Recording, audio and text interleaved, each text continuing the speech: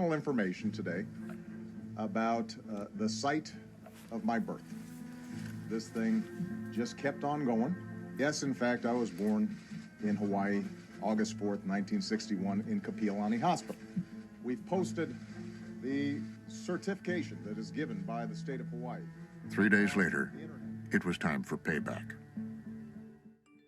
The president uses the White House Correspondents' Dinner that year with Donald Trump in the room to completely ridicule Donald Trump in front of this audience that journalists and lobbyists and government officials and people who at that time Trump wanted to have the respect of.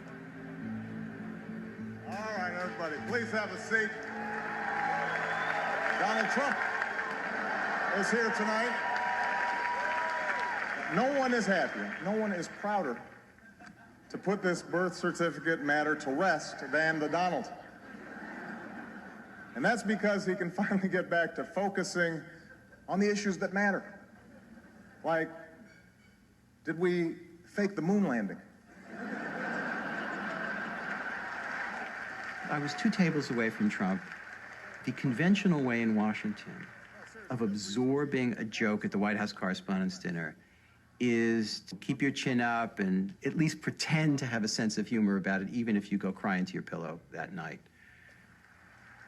Trump was steaming.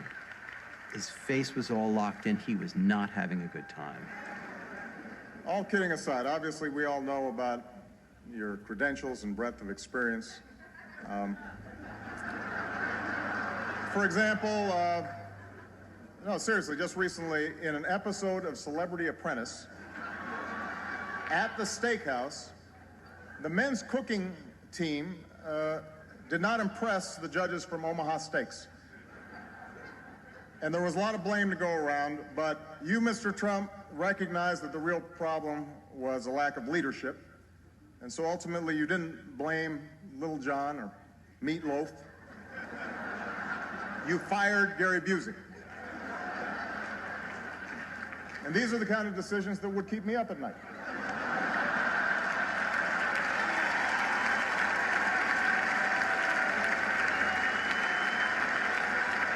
Well handled, sir. Well handled. But it just kept going and going, and he just kept hammering him. And I thought, oh, Barack Obama is starting something that I don't know if he'll be able to finish. Say what you will about Mr. Trump. He certainly would bring some change to the White House. Let's see what we've got up there. I think that is the night that he resolves to run for president. I think that he is kind of motivated by it. Maybe I'll just run. Maybe I'll show them all. Every critic, every detractor will have to bow down to President Trump.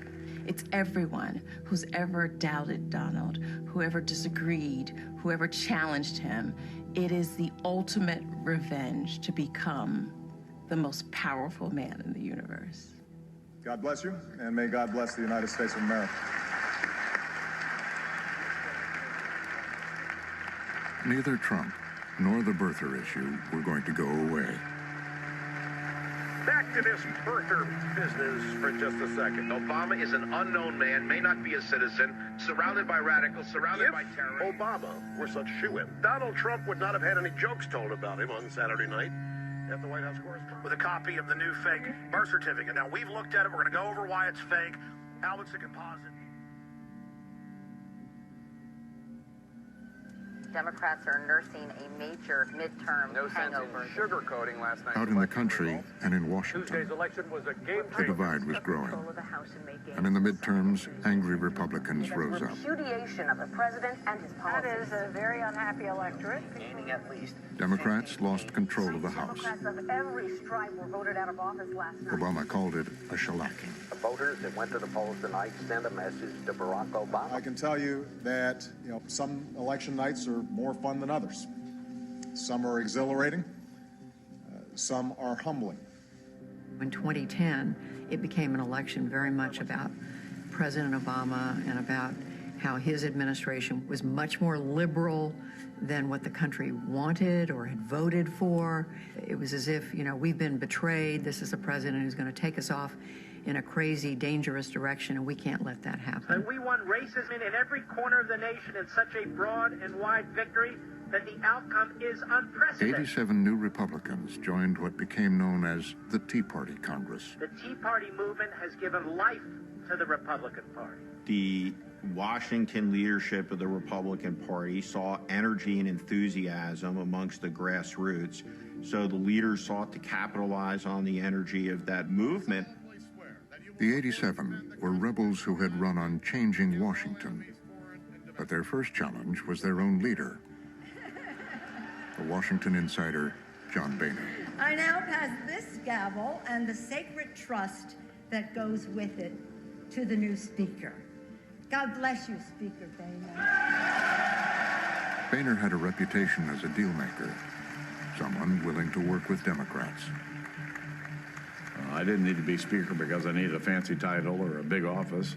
I wanted to be Speaker so I could lead an effort to deal with the serious issues that are facing our country. Obama used to tell me, John Boehner is just like the Republicans that I worked really well with in the Illinois State Senate. A Midwestern country club Republican. He's not a racist. He's a good and decent man. He has serious ideological differences with Obama, but they could get stuff done together, right? I'll be working with the bipartisan congressional... And Obama believed he knew just how to reach out to a country club Republican. Golf. Before the golf match started, I told the president, I said, Mr. President, this is about golf, not about anything else. And he and I were partners. We played well, and we won. Obama had more than golf on his mind. He wanted to make a deal to solve the country's fiscal problems. I suggested to the president, why don't we have a conversation? And he agreed. But it would be dangerous for Boehner. The Tea Party faction was watching him. They would have to meet in secret.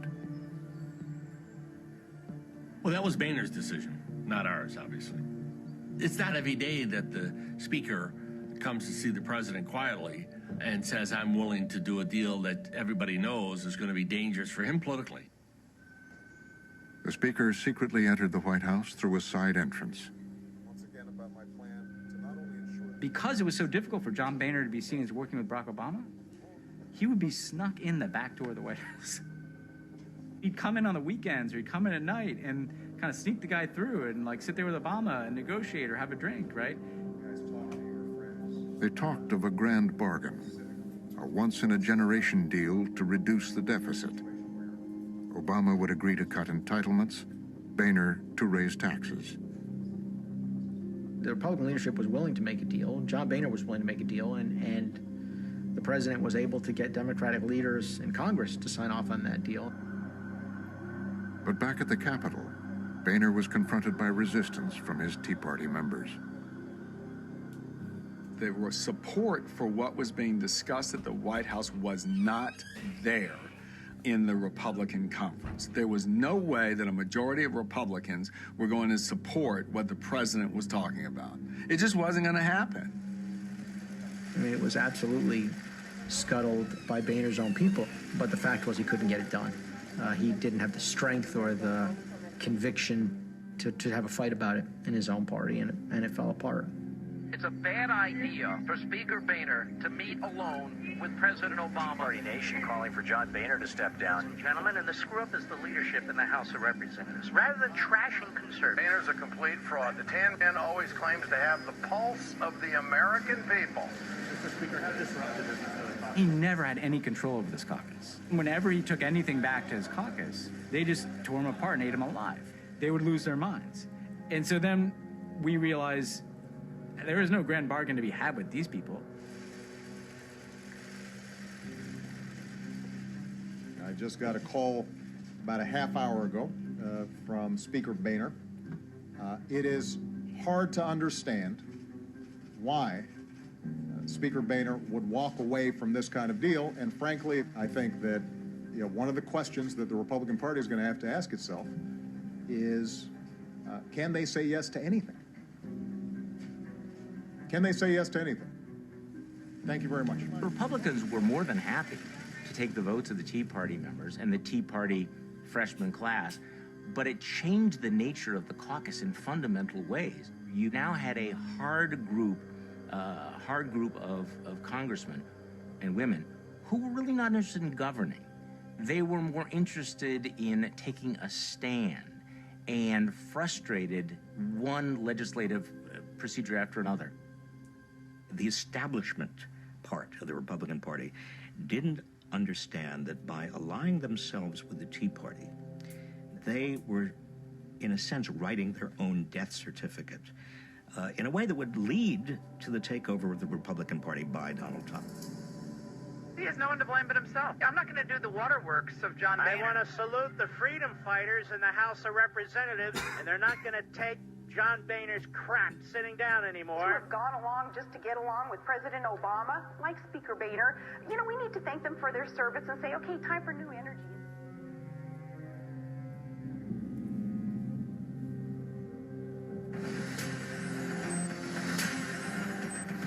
Tonight on Nightline, License to Kill, it's the shooting death that sparked an explosion of outrage. Good evening, I'm Terry Moran. It's the story that's ignited fierce passions across the nation as allegations of racism and miscarriage of justice tear apart a small Florida town. For Obama, once again, the issue of race. Trayvon Martin was walking back from a convenience store when he was allegedly shot by a neighborhood. Police have the gun, they've got the shooter, but they have not arrested him. The dead man's grieving family wants to know why not. President Obama, as the first African-American president, had been very careful not to talk too much about race. It was frustrating some African-Americans.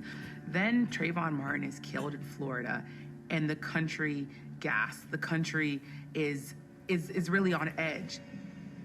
Here's a teenager walking through the neighborhood where his father lives, committing no crime, bothering no one, who is followed, confronted, and ends up in a physical altercation with a stranger where he ends up killed.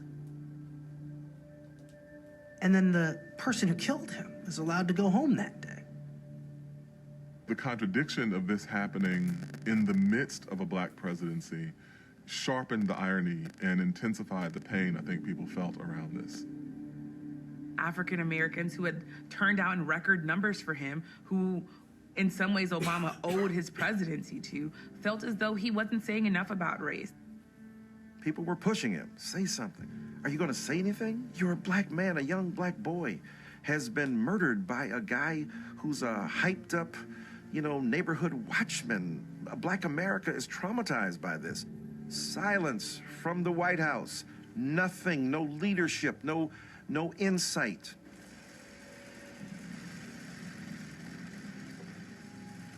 Finally, Good morning, everybody. nearly a month after the killing, the president was publicly confronted about it. Can you comment on the Trayvon Martin case? My main message is to the parents of Trayvon Martin. If I had a son, he'd look like Trayvon. And, I think they are right to expect that all of us as Americans are going to take this with the seriousness it deserves, and that we're going to get to the bottom of exactly what happened. Thank you. It showed and it underscored the complications and the difficulties of the first black president weighing in on issues of race. That by his very presence, by his very willingness to discuss, he himself was bringing the partisan guns to the fight. And suddenly an innocuous statement became deeply inflammatory to half of the country. The president had a son, he wouldn't look anything like Trayvon Martin. He'd be wearing a blazer from his prep school. He'd be driving a Beamer. We have a president who has frozen racial tension in our country instead of thawing racial tension. It blew up on Fox. The president's goal is to hype an African-American turnout by stoking a feeling of victimization in the African-American community. And it took off on an increasingly powerful new platform, Breitbart. We were the blog kind of for the Tea Party. this Tea Party energy, right after the financial collapse. We caught on with this kind of working class, middle class audience. They were the voice of the populist outrage Sarah Palin had activated, running stories that stoked fear and division, black-on-black crime, Islamic terrorism, violence by immigrants, a culture under assault.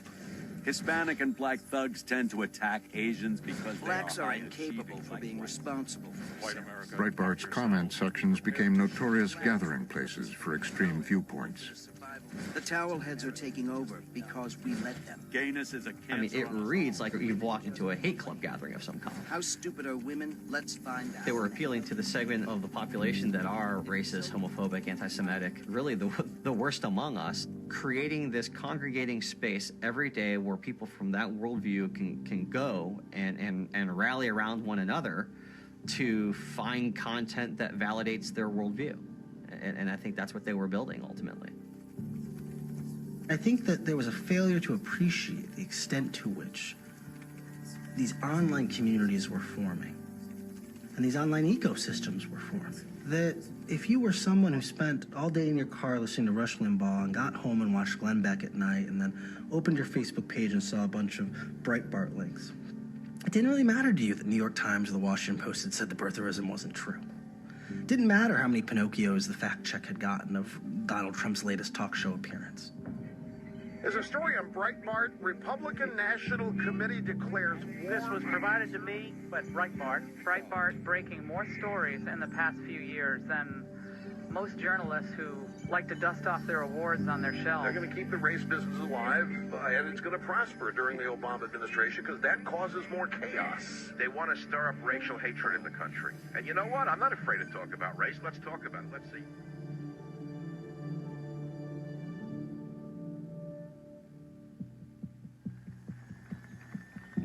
President Obama is battling for his own second term. It is in such difficult shape right President Obama's approval ratings have hit an all-time low. President Obama out on the campaign trail today than we saw. By the time he was running for re-election in 2012, A difficult road ahead for the president. the divisiveness was rampant.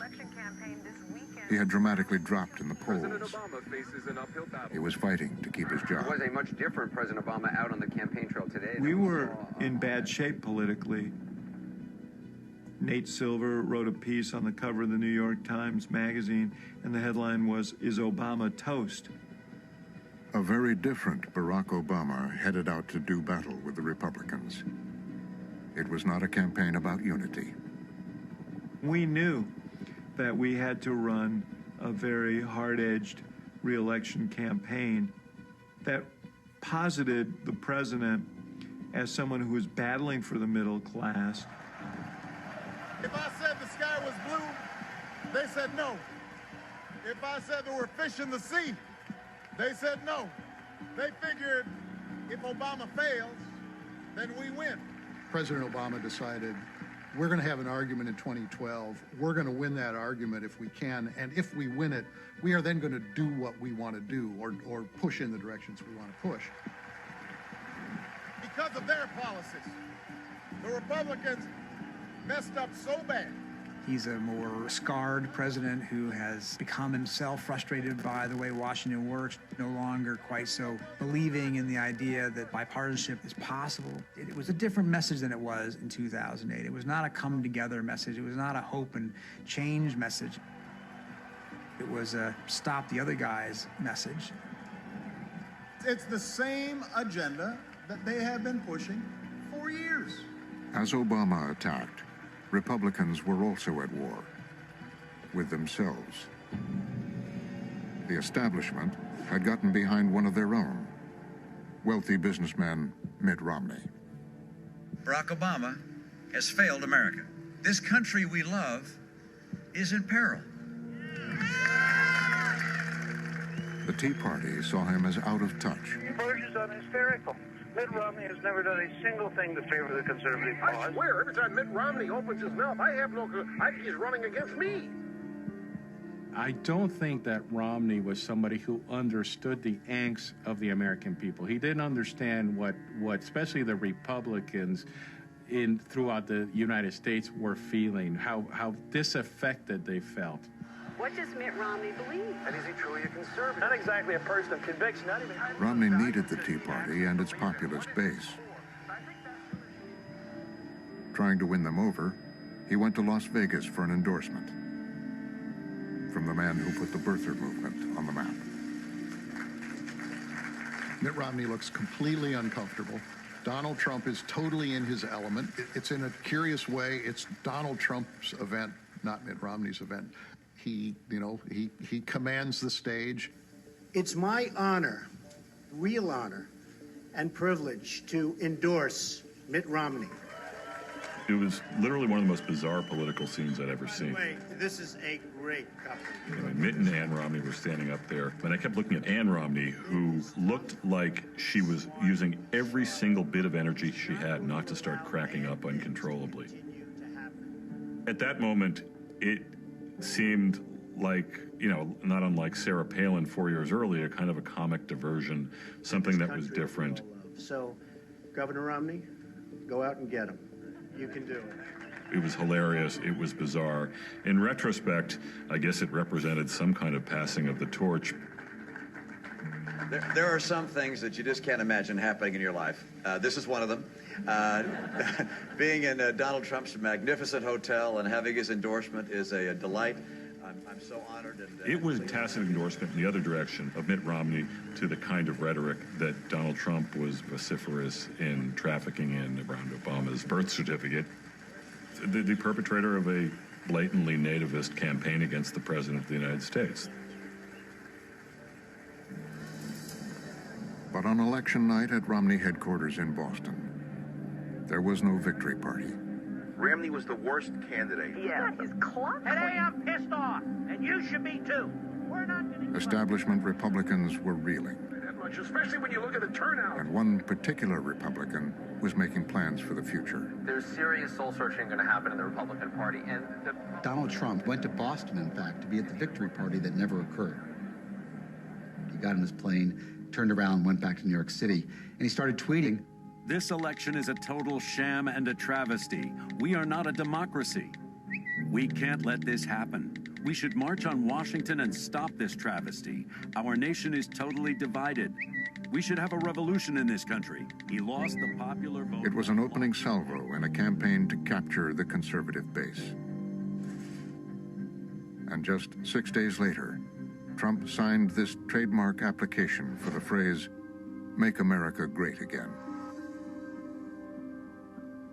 Right after Romney lost, we had a brief chat. Can Hillary be? Who else is going to run? He's already handicapping. Romney's body isn't even cold yet, and he's already handicapping this election. It was clear to me then he was going to run. President of the United States has been reelected. Barack Obama wins. Defeating Mitt Romney following an often nasty and costly... Obama's coalition had prevailed. Another 4 years for President Barack Obama. Now he would test whether the election had consequences. Obama gets reelected, rather decisively. And, he was hopeful that this fever would break. He kept saying, hopefully this breaks the fever. To win, Obama had energized Latino voters. Republican leaders had taken note. Now, the president hoped they might be willing to work with him on immigration reform. Everybody understood that there was an opening, a political opening, because Republicans were ready to come to the conversation. And so the president's marching orders to his team were very clear. This is a priority. I want to get it done. The Republicans did a sobering study of where things stood. And they realized after 2012 that America's changing. And that if you wanted to win the White House, not just Congress, you had to appeal to younger voters, Latinos, and women. We must embrace and champion comprehensive immigration reform. If we do not, our party's appeal will continue to shrink. GOP power brokers like Majority Leader Eric Cantor laid out the party's problem. Too many millennials, minorities, and others have rejected us at the polls because they sense that somehow we're not inclusive. And unless we show the American people that conservative principles actually help them and are real and not just theory, we'll never get the majority confidence back. Today, a bipartisan group of senators unveiled a plan Now, Republicans and Democrats set to announce a major compromise surrounding immigration. Republican Senator Marco Rubio was the face of bipartisan immigration reform. Primero, para mí la migración no es un tema nuevo. Es un tema nuevo políticamente, pero en mi vida lo conozco de primera mano. The political class was sure that immigration reform was going to be like falling off a log. Mis padres son inmigrantes, mis abuelos fueron inmigrantes, la familia de mi esposa son inmigrantes. Yo vivo rodeado de inmigrantes. Even on Fox News, support for the softer immigration approach. And even people like Sean Hannity went on the air and said, we need to rethink our position on immigration. I was wrong to take such a hard line on immigration. You create a pathway for those people that are here. You don't say you got to go home. And that is a position that I've evolved on. Sean Hannity invited Obama's nemesis and Fox regular onto his show.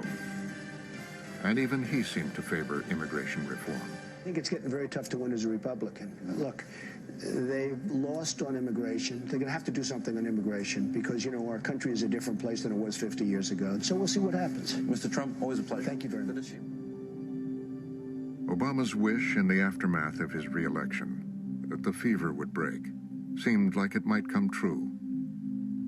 But there was a new wrinkle.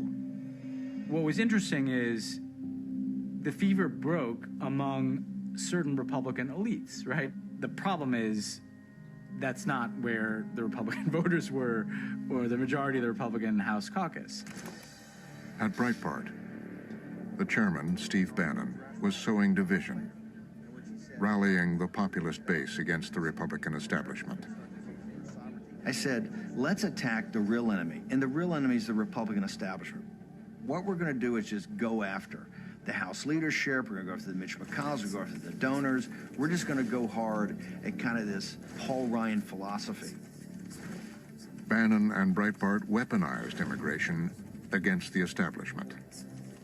We spent a lot more time talking to the public than we spent talking to the elite. The issue lit up Breitbart's already incendiary message boards. Illegals kill 12 plus people a day in this country. Murderers, rapists. This president calls them dreamers. Deport all of the illegal aliens. It is potentially the threat of an open border is pretty catastrophic. Immigration to Republican voters by a mile, it's the #1 issue, even ahead of tax cuts. This was some of the brilliance of Bannon. He recognized an anxiety that had been building in the heartland for years. The country itself felt like it was changing. And are these people here illegally? Did they skip a step in line? Did they follow all the rules? Again, the economy for so many Americans has still been so frustrating. So all of this is happening while people have real questions about their own security. Bannon decided it was time for a show of force, to use immigration to take down a central figure in the Republican establishment. And when they looked around, the guy that they thought was most vulnerable was Eric Cantor, the House Majority Leader. Cantor was up for re-election. Tea Party challenger Dave Bratt was more than 30 points behind in the primary. You definitely knew it was coming. That was also happened to be my home district, but I could feel it. I knew that a guy like Bratt could. They were very weak. Cantor, can you believe this guy? Can you believe Ryan? Breitbart swung behind Bratt. Eric Cantor, he's all in for amnesty. They set the agenda for right-wing radio. You're a coward, Eric Cantor. Eric Cantor, who wants amnesty. Paul Ryan, who I call anything that became talking points on conservative radio were coming from Breitbart. And you had a transformation where conservative radio hosts weren't clicking on Drudge Report on what to say. They were clicking on Breitbart. It worked. History-making upset. House Majority Leader Eric Cantor lost. This was a seismic shift that took all of the establishment figures Cantor's by defeat surprise. sent a message to Republicans. New Republican Party with fresh... Bipartisan immigration reform was House dead. Majority Leader Eric Cantor's defeat is the end of immigration reform. I knew that night when I heard, I was talking to my they were basically, there's no reason for us to talk anymore. This is not going anywhere. You can almost feel the Capitol shake. I've never seen so many people crying with long faces, all upset on Capitol Hill. I mean, that's, I think, the worst drubbing the establishment has had in many years. It was the elected Republicans and talk radio realizing that the people who vote for them and watch their media hated their guts, absolutely hated their guts. It was clear that the voter base was throwing out the Republican establishment's ideas on immigration. That's what that represented. And it was stunning. It was one of the biggest upsets in the history of American politics. President Obama's advisors understood what it meant. The second that Eric Cantor is defeated in that primary was the death knell of immigration reform, and also was a signal that the Republican Party was no longer just kind of talking publicly about Obamacare and spending and a little quietly to their base about immigration. This was going to become what the party was about, which is racially or ethnically fueled grievances with immigration at the center.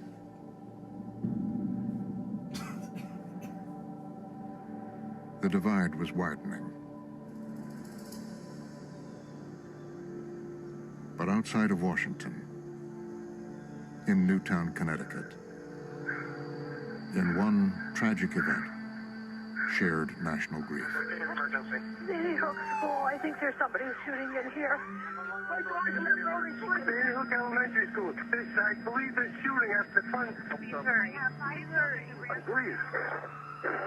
I need assistance here immediately. I told him I'm shooting.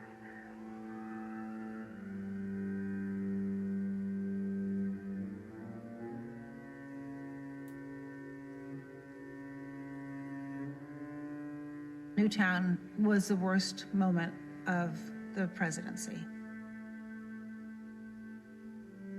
It was unfathomable to imagine 20 children, 6- and 7-year-old first graders, being gunned down in that violent and destructive way, and then 6 adults who were trying to help. I remember seeing Obama several times that day, and he was like I've never seen him as much of an emotional wreck. I got an email from the president saying, this is the first time that I cried in the Oval Office. I mean, he was just bursting into tears throughout the day. He always told me that if something happened to one of his kids, he didn't think he could get out of bed. And here all these beautiful young kids were slaughtered, and he was sad, and he was irate. And he kept saying, like, I don't think I can talk about this publicly. Because the second I start talking about those kids, I'm just going to be thinking about my kids.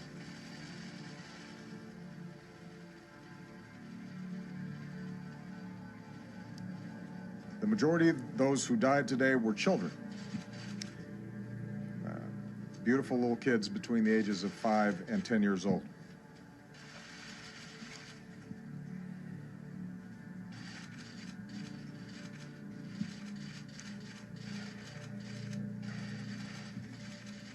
They had their entire lives ahead of them. Birthdays, graduations, weddings, kids of their own.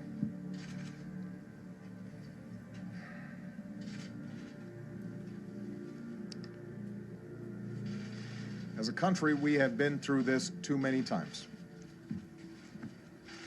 May God bless the memory of the victims. And in the words of Scripture,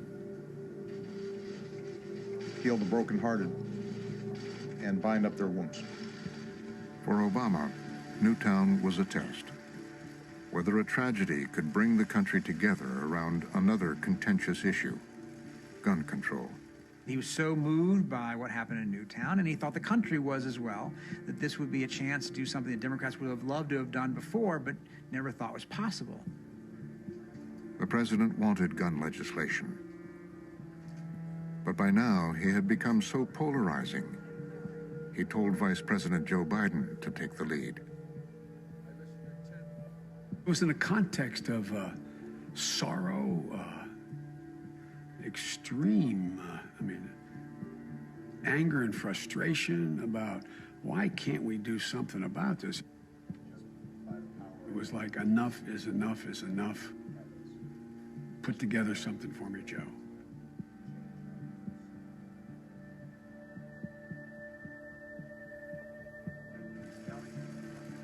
Biden turned to Democratic Senator Joe Manchin and Republican Senator Pat Toomey to draft it.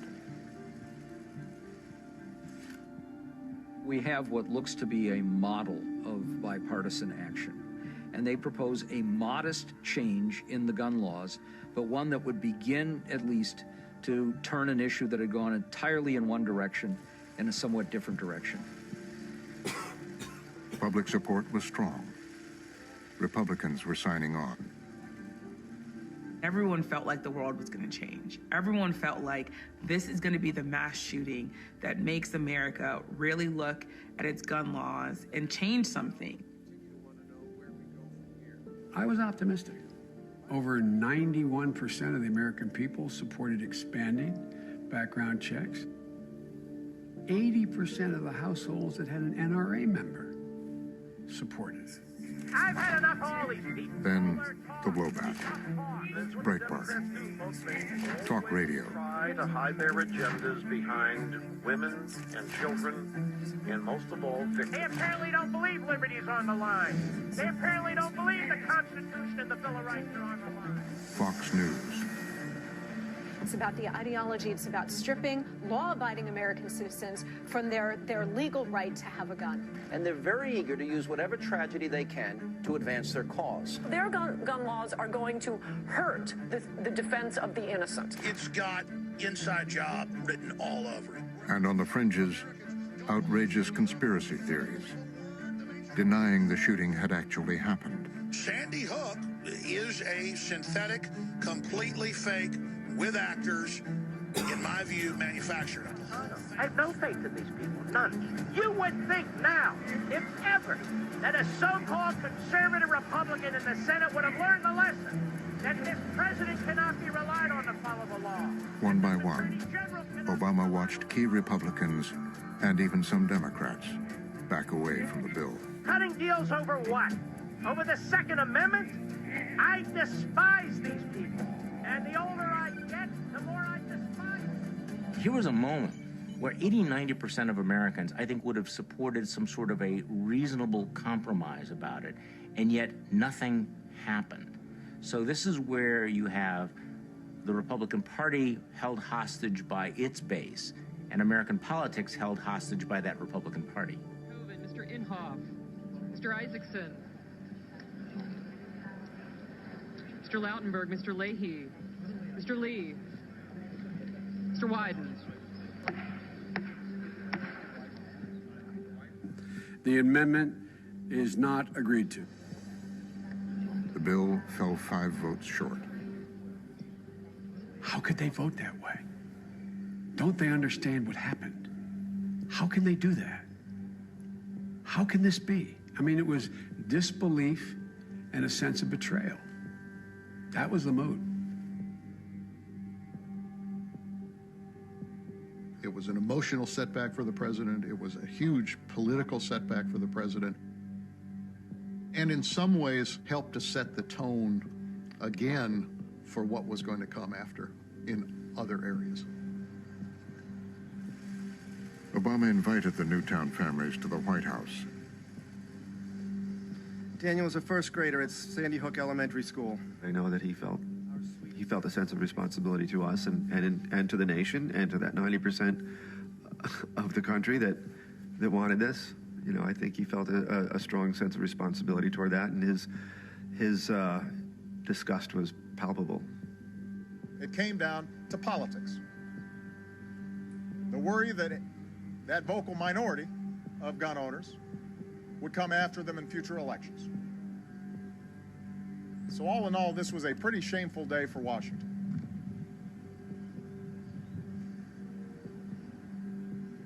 Thank you very much, everybody.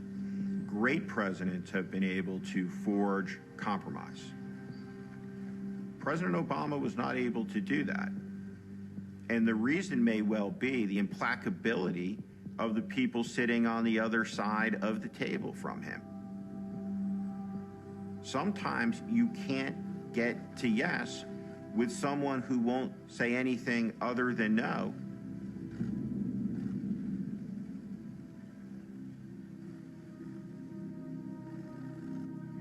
You're supposed to believe that if only these background checks were in place, Newtown would have happened, none of this would have happened. There wasn't one part of this bill that would have stopped what happened at that school. Won't you just turn your guns in for my son? Why'd you do it to him, gun owners? Listen, I didn't kill your kids.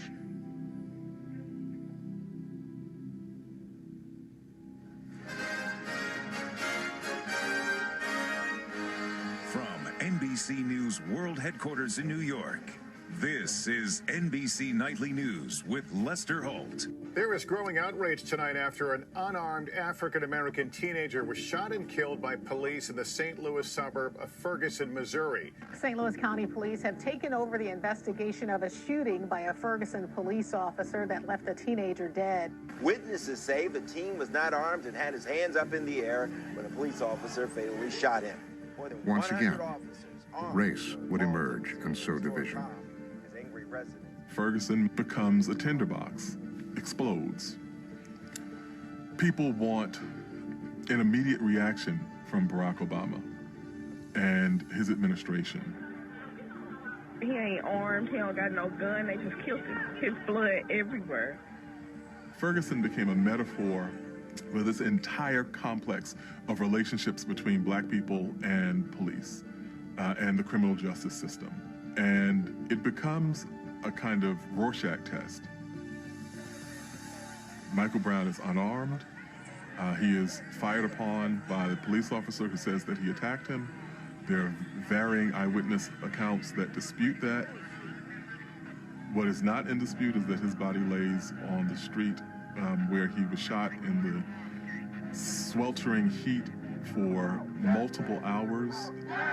What do we want? Justice! When we want? Now! What do we want? Justice! When we want? Now! What do we want? Justice! Night after night, the streets of Ferguson were a war zone.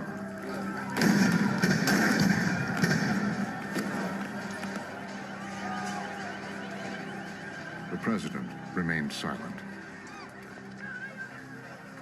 When Ferguson blew, it exploded his inability to grapple straightforwardly with the issue of race. He was contorted and tragically twisted when it came to Ferguson. The difficulty of this situation for Barack Obama is that it exposes him again and again and again to the most inflammatory thing about his presidency with, the beer summit and Skip Gates, with Trayvon Martin, now with Ferguson, that he is brought again and again back to this third rail issue of the disparities of race in this country. Finally, after 5 days, good afternoon, everybody. He went before the press. There is never an excuse for violence against police or for those who would use this tragedy as a cover for vandalism or looting. He chose a cautious route. Hold ourselves to a high standard. So now's the time for healing. Now's the time for peace and calm on the streets of Ferguson. He's trying to thread this needle, and it feels as though both sides end up being disappointed by what he does. Thanks very much, everybody. I was once interviewing Obama in the White House, and I asked him a question about race. And his answer was unusually guarded, inconsequential, and for journalistic purposes, almost useless. Later, as Remnick was leaving the interview, Obama stopped him in the hallway. He says to me, you got to remember, I am the president of the United States. I'm not the president of Black America. Everybody knows who I am because they can see me. I'm black. But anything I say on race, I have to be extremely careful and calibrated in what I say. And as the anger in Ferguson grew out of control, on television, Obama remained careful and calibrated. To those in Ferguson, there are ways of channeling your concerns constructively, and there are ways of channeling your concerns destructively. The split screen was the line that showed his disconnect with America. On one side of the screen, you're seeing the nation's black president begging that a city to not go up in flames. And the other side of the screen, you're seeing young black people saying, we're done waiting. We're not putting up with this anymore. We elect a black president, and 8 years later, we have this. I remember talking to activists who said, I voted for Barack Obama twice, and Trayvon Martin's still dead, Michael Brown's still dead. It was this sense that simply having representation, even at the highest levels, didn't necessarily mean that these issues were going to be addressed. He was really frustrated, and I, we would talk, and he would just say, well, cops need to stop shooting unarmed black kids. That's what he thought. But he also recognized and was very disciplined about the fact that he was president of the United States. The anger transcended Ferguson. Online, Black Lives Matter emerged. Activists connecting, sharing, and uploading videos of police killings around the country.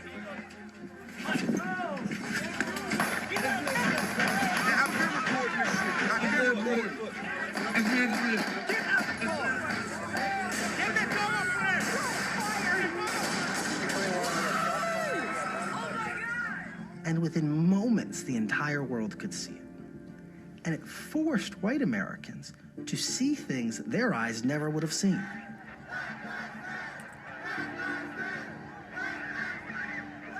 Across the divide, the blowback.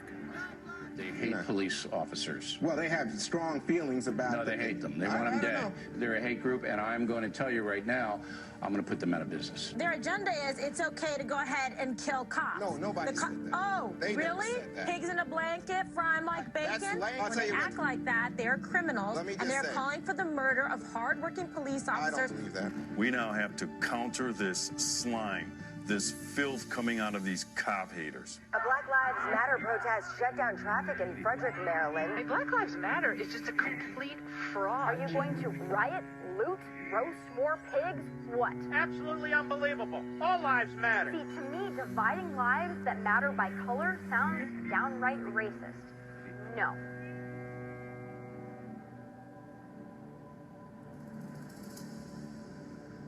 Republicans tore it up at the polls. Historic midterm election victory, taking control of the Senate. Fall 2014.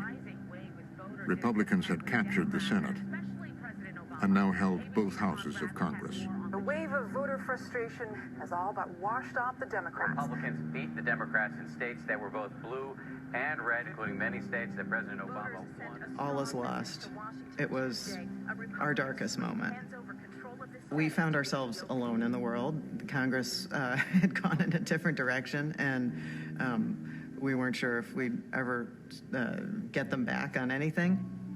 The mood of the country was nasty, and the country took most of it out on Barack Obama. President Obama was heading into a place where he was going to be opposed by Congress, by the Republican majorities in Congress, over virtually everything he tried to do. And I think the handwriting was on the wall that his presidency was going to come to an end with really bitter split between the two political parties, like nothing we had ever seen. Over 6 years, the promise of hope, change, bipartisanship had been confronted by fear, anger, division. Barack Obama said he would try to bridge these divides. He couldn't. It wasn't for lack of trying. I mean, just the fact that it was 6 years before he really just said, I'm going to stop trying. He would go around the Republican Congress, go his own way. The president is saying, I'm going to do what I am able to do with the tools available to me. I'm never going to get from a Republican Congress much progress on the things I think are very important. He wasn't satisfied to sit there and have people play hail to the chief when he walked in the room. And he was determined that he was going to use every bit of power that he could legitimately claim. My fellow Americans, there are actions I have the legal authority to take as president. Tonight, I'm announcing those actions. President Obama signed a landmark climate change deal on his final trip to China today. Breaking right now, executive action on gun control. Changed the lives of millions of undocumented immigrants, but the move bypasses Congress. President Obama says the Keystone XL pipeline project. Obama's actions energized his supporters, but provoked outrage on the other side.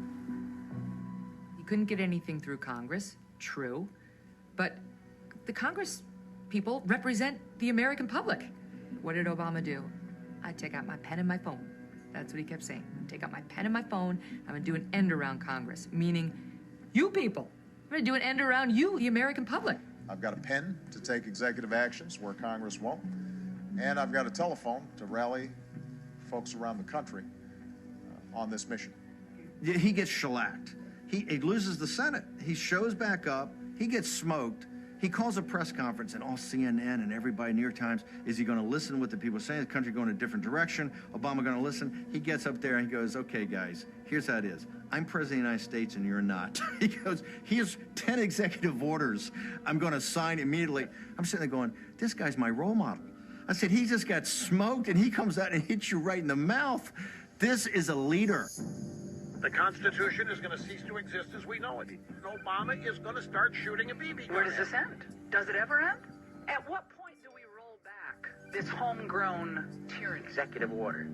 But they are really our imperial fiats.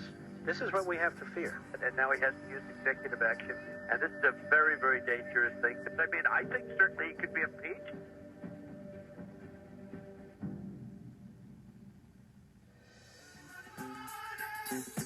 Good morning. Good morning. Everybody's saying I should run for president. Let me ask you a question. Meatloaf, should I run for president? Absolutely. Now, you would definitely vote for me. I would vote for you. In Okay, fact, I would think so. I'll help you with your campaign. What do you think? It was Donald Trump's moment. Who would not vote for me? The reality TV star was making his move. All right, good. A hot hand. Don't raise your hand. I would say anybody that raised their hand would immediately be fired because they're stupid. Trump is a showman. This is TV gold, right? Who would not watch this? He's interesting and he's dynamic and he knows how to work the cameras and he's been the #1 show on NBC for all these years for a reason. Another political story making news this morning, Donald Trump's growing poll numbers on a list of possible presidents. Donald Trump serious about a run for the White House? Will his Trump, who may run for president in the Republican primaries. Donald actually told me in 2013 that he was going to run for president, and I thought he was kidding. And then he argued that it was based on his Twitter feed and Facebook posts, that so many people were posting on social media that he should run, that he thought maybe he should. As promised, Donald Trump speaking now in Portsmouth, New Hampshire. Let's listen. You ready? You get ready. Whenever you're ready, I'm okay. He says to me, my effective television career, me as a television star, is over. I'm running for president. I laughed. Looked right in his face. I laughed. And then he proceeded to tell me that he had a base of operations built in the Trump Tower, that he had hired Roger Stone and Sam Nunberg and Corey Lewandowski. You had a perfect storm. In almost 40 years in American politics, I've never seen the voters in this bad a mood. They were sour, very suspicious of political institutions, whether it's Congress, whether it's the two parties. Trump had used the birther movement and now seized another hot-button issue for the conservative base, immigration. A top aide, Sam Nunberg, helped him package it. Nunberg had realized that this issue of immigration has real salience with Republican voters. The problem they had was they couldn't get Trump to stay on topic. Famously short attention span, and so Sam Nunberg came up with this idea, essentially a mnemonic device to keep Trump focused on the issue of immigration. Next year, So I said, well, why don't we say you're going to build a wall, because it's bigger. You're going to build a wall, and you'll get Mexico to pay for it. Trump took it on the road testing out different versions of the line. We have to build a fence, and it's got to be a beauty. Who can build better than Trump? I build. That's what I do. He said it in Iowa that day, and the crowd went nuts. You can watch it. The crowd went nuts. If I run, I will tell you, the king of building buildings, the king of building walls, nobody can build them like Trump. That I can promise you. I can promise you that. He said to me, you know, when I'm talking about immigration, I feel it. Sam, this is a movement. This is a movement. They get it. They get it. Obama had promised unity. But as Trump announced his intention to run, it was clear his candidacy would be about exploiting division. If you look at Sarah Palin talking to real Americans, the Tea Party talking about taking the country back, the birther movement itself that launched Trump, by the time he came down that escalator, he was the obvious Republican frontrunner. He was the guy saying the same thing that they'd all been saying on Fox and on talk radio and on Breitbart for the last 6.5 years. When Mexico sends its people, they're not sending their best. They're not sending you. They're not sending you. They're sending people that have lots of problems, and they're bringing those problems with us. When he starts doing the over-the-top stuff, and I said, you watch, they're going to bite hard, and they're going to bite hard and blow this up. They're bringing drugs, they're bringing crime, they're rapists, and some, I assume, are good people. Oh my God. I said, he's just buried everything. They're going to go nuts. CNN is literally going to broadcast 24 hours a day. Donald Trump's comment about Mexican immigrants has created controversy nationwide. Comments have triggered outrage. Trump not backing down from his controversial, some say racist language. I was waiting for Trump to take it back and say, oh, no, I didn't mean that Mexico is sending rapists. They're sending Rhodes Scholars. They're so much better than we are. And damned if he never took it back. So I had to say, okay, I'm for this guy. And which Republican candidate has the best chance of winning the general election? Of the declared ones, right now, Donald Trump.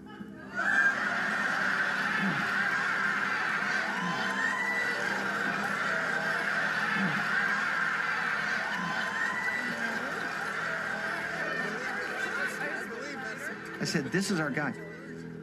He's a very imperfect instrument, but he's an armor-piercing shell. I tell the guys, he's going to go through this thing like a Sith through grass. Tell you what I like about him. He doesn't take any crap from Obama. He's the leader right now of the entire conservative movement in America. Maybe Donald Trump has changed the entire debate on immigration. He might be blunt, he might be inartful at times, but he's channeling the viewpoints of, I would say, the majority of Republican voters.